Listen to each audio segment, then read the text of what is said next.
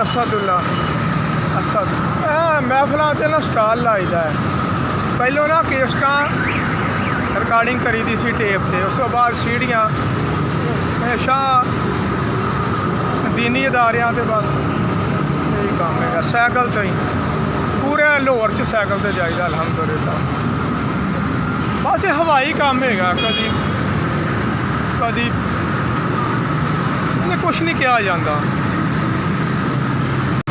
महफल होवे तो उस हिसाब नाल ही है ना कि 1000 बज गया 500 बज गया, वो रोज़ तो होंगे ने अजकल हो रही ने अजकल रबीउल अव्वल के हवाले नाल ते होर नाल थोड़ी रेहड़ी ला ली दी है। रेहड़ी भी है किराए पर लियांदी है।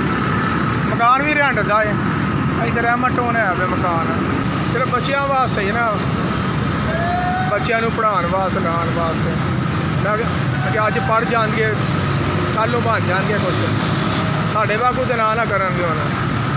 हम मैंने 25 साल हो गए सैकल चला रहा अलहमदुलिल्लाह, अज की गल नहीं है।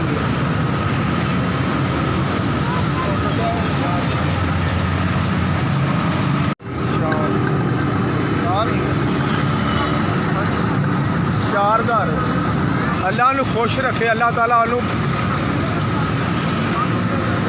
अल्लाह नू खुशियाँ बहावे, अल्लाह ताला उन्होंने वास्ते दुनिया आखरत बेहतर करे, दुनिया भी बेहतर करे तो आखरत भी बेहतर करे। जिन्हें मैंने 4000 भेजे अल्लाह ताला उन्होंने अल्लाह उनका भला करे, बहुत दवे उन्होंने जरा नमाज तो बाद भी दुआ करा इंशाअल्लाह, हर नमाज तो बाद। अस बड़ी मेहरबानी मैंने रोक के पैसे दिते ने, अल्लाह तुहानू अजर देवे, बहुत ज़्यादा अजर देवे।